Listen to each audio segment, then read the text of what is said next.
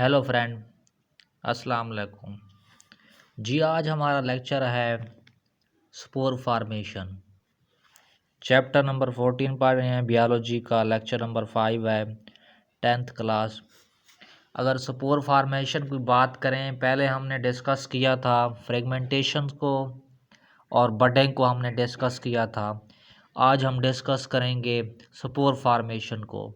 Spore formation mean क्या होता है? एक टिनी ग्रैनुलर स्ट्रक्चर। ये स्पोर क्या होती हैं? छोटे दानेदार स्ट्रक्चर हैं जो पैदा होती हैं कहाँ पर? मुख्तलिफ फंजाई के अंदर हो जाते हैं, कहीं और दूसरे ऑर्गेनिज़म के अंदर मौजूद होते हैं। तो बात करें तो स्पोर फार्मेशन के हवाले से इन फंजाई में ये मौजूद होते हैं कहाँ पर? राइजोपस के अंदर। राइजोपस एक फंजाई है, ये क्या है? मल्टी सेलुलर है। बाकी जो थी फंजाई, एक यीस्ट जो है यूनिसेलुलर है, बाकी जो फंजाई हैं वो क्या हैं? मल्टी सेलुलर है। राइजोपस के अंदर मौजूद होते हैं रिप्रोडक्टिव एज के अंदर। जब ये राइजोपस रिप्रोडक्टिव एज की हालत में पहुंच जाती है, मेच्योर हालत में पहुंच जाती है, तो इस दौरान ये क्या हो जाती हैं? स्पोर पैदा हो जाती हैं। तो उस दौरान एक स्ट्रक्चर रूनुमा होती है जिसे हम क्या कहते हैं? स्पोरेंजिया। स्पोरेंजिया क्या है? ये एक पलुलर जो है स्ट्रक्चर है, ये जमा। स्पोरेंजिया जो है जमा है, उसके बाद जो उसका सिंगुलर जो है स्पोरेंजियम है। स्पोरेंजियम ये क्या है? ये एक ऐसी स्ट्रक्चर है जो मौजूद, जिसके अंदर क्या होती हैं? स्पोर्स मौजूद होती हैं।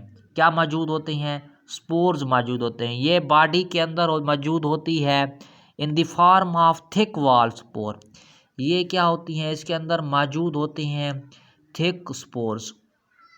दीवार के अंदर इस स्पोरेंजिया की दीवार के अंदर ये क्या होते हैं? स्पोर्स मौजूद होती हैं थिक नुमा, जिसे हम क्या कहते हैं? सिस्ट कहते हैं। उसके बाद ये स्पोर जो होती हैं बिखर जाती हैं, टूट जाती हैं, स्ट्रक्चर के अंदर दिखाया गया है। तो ये इन सूटेबल कंडीशंस की हालत में राइजोपस के अंदर ये जो स्पोर्स होते हैं ये दो किस्म में डिवाइड हो जाते हैं। एक होती है एक्सोस्पोर्स, दूसरे होती है एंडोस्पोर। एक्सोस्पोर क्या होती हैं? जो स्पोर क्या हों, मौजूद हों बाहर, आउटसाइड दी बॉडी, बॉडी के अंदर जो बाहर बने स्पोर पैदा हो, उसे हम क्या कहते हैं? एक्सोस्पोर्स कहते हैं। जो इनसाइड द बॉडी हो तो इसको हम क्या कहते हैं? एंडोस्पोर कहते हैं। किस चीज़ का नाम देती हैं? एंडोस्पोर्स का नाम देती हैं।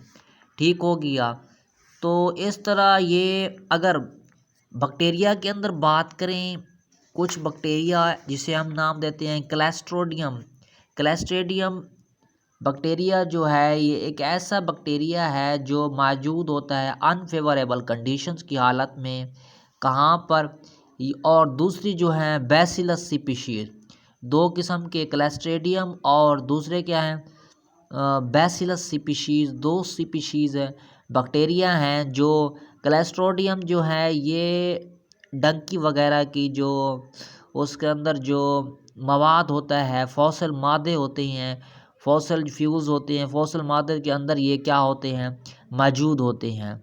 तो अगर जितना भी टेम्परेचर हाई हो ये उसमें बर्दाश्त करने के अंदर इसकी सलाहियत मौजूद होती है।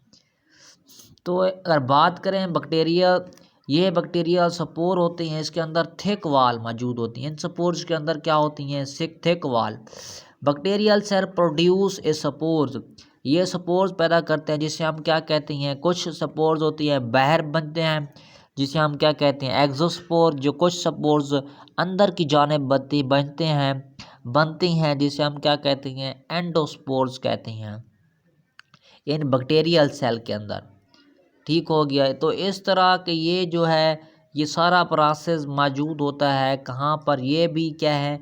एसेक्सुअल रिप्रोडक्शंस की टाइप हैं। एसेक्सुअल रिप्रोडक्शन की क्या हैं? टाइप्स हैं। तो इस अमल को हम क्या कहते हैं? स्पोर फार्मेशंस। इसमें क्या होते हैं? स्पोर्स का बनना। स्पोर्स मुख्तलिफ किस्म में बैक्टीरिया के अंदर बनता है और फंजाई के अंदर मौजूद बनता है। फंजाई में राइजोपस के अंदर, जिसे हम स्पोरेंजिया कहते हैं। स्पोरेंजियम क्या है? इसका सिंगुलर है। तो इसके अंदर ये थिक होती हैं, उसमें क्या होती हैं, थिक वाल होती हैं जो कवर होती हैं, किसे हम नाम देते हैं सिस्ट का नाम देती हैं। कुछ स्पोर्स इसके अंदर और डिवाइड हो जाती हैं डाटर्स के अंदर, डाटर सेल्स, डाटर स्पोर्स के अंदर नाम अनफेवरेबल कंडीशंस की हालत। ठीक हो गया। तो इस अमल को हम सारे स्पोर, अगर बैक्टीरिया में बात करें तो अनफेवरेबल कंडीशंस की हालत में बैक्टीरिया भी सेल को क्या करते हैं, प्रोड्यूस करते हैं स्पोर्स को। बैक्टीरिया कौन सा है, क्लस्ट्रोडियम। ठीक हो गया। तो इस तरह जो है प्रोसेस चलता रहता है। इस अमल को नाम देते हैं स्पोर फॉर्मेशंस का नाम देते हैं। ठीक हो गया। उसके बाद हम डिस्कस करेंगे पार्थिनोजेनेसिस को। पार्थिनोजेनेसिस की बात करें, ये क्या है, ये भी एक टाइप है किसकी, एसेक्सुअल रिप्रोडक्शंस की। Also type of asexual reproduction. Asexual reproduction की क्या है, ये भी एक टाइप है। ठीक हो गया। तो अगर बात करें एसेक्सुअल रिप्रोडक्शन, ए पार्थिनोजेनेसिस मीन क्या होता है, अनफर्टिलाइज्ड एग का क्या हो जाना, बन जाना। अनफर्टिलाइज्ड एग का डिवेलप हो जाना, बन जाना, develop into offspring, new offspring के अंदर। अनफर्टिलाइज्ड एग डिवेलप इन न्यू ऑफस्प्रिंग, नई ऑफस्प्रिंग के अंदर बनने के अमल को हम किस चीज़ का नाम देते हैं, पार्थिनोजेनेसिस का नाम देते हैं। कुछ फिशेस के अंदर मौजूद होती हैं, फॉर एग्जांपल मिसाल के तौर पर फिश के अंदर मौजूद होती हैं, फिशेस के अंदर। नंबर 2 फ्रॉग के अंदर। उसके बाद हनी बी के अंदर, हनी बी जो है।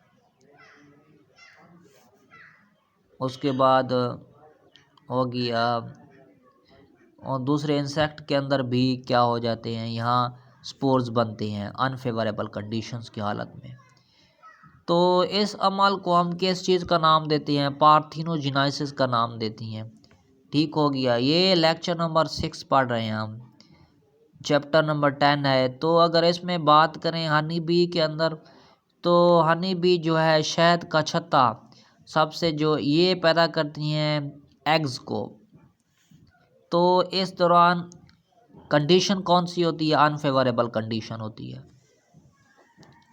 अनफेवरेबल कंडीशंस की हालत में यहाँ पर भी क्या होते हैं, स्पोर्स जो हैं बनते हैं अनफेवरेबल कंडीशंस की हालत में। यहाँ पर भी जो है एग्स जो हैं विदाउट फर्टिलाइजेशन, फर्टिलाइजेशन के बगैर क्या हो जाना, एग का डिवेल्प हो जाना, बन जाना। तो इस अमल को नाम देते हैं पार्थिनोजेनेसिस का। ये डिवेल्प होती हैं, ये डिवेल्प करती हैं हैप्लॉइड मेल को। कहाँ पर ये डिवेल्प, हैप्लॉइड मेल इन हनी बी के अंदर। एट द सेम टाइम बाज़ कुछ सम एग जो हैं फर्टिलाइज्ड हो जाती हैं बाय मेल बीज के अंदर। यानी जो हैं शहद का, जो शहद मक्खी का जो छत्ते का जो बड़ा होता है, जो मेल होता है, मर्द होता है, तो उसके अंदर ये भी है फर्टिलाइज्ड एग जो है डिवेल्प हो जाते हैं। तो इस अमल को ये और डिवेल्प करती हैं फीमेल, डिप्लॉयड फीमेल को क्या हो जाती हैं, जब मेल और फीमेल आपस में डिवेल्प हों, आपस में जाइगोट हो जाता है, मिलते हैं, तो उस दौरान ये क्या हो जाती हैं, अनफर्टिलाइज्ड कंडीशंस की हालत में। तो इस अमल को हम नाम देते हैं किस चीज़ का, पार्थिनोजेनेसिस का नाम देते हैं। पार्थिनोजेनेसिस भी also type of asexual reproduction.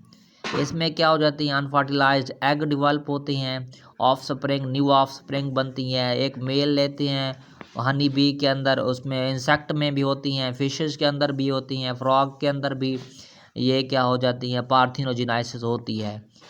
Condition कौन सी हो, अनफेवरेबल कंडीशंस हो, नासाज कंडीशंस हो, तो इस दौरान ये क्या हो जाते हैं, डिवेल्प होती हैं। एक डिप्लाइड हिप्लाइड जो है मेल का एग और दूसरा फीमेल का मेल का स्पर्म और दूसरे एग जो है आपस में कंबाइन हो जाते हैं, तो इस दौरान क्या हो जाती हैं, पार्थिनोजेनाइसिस इस अमल को कहते हैं। ठीक हो गया।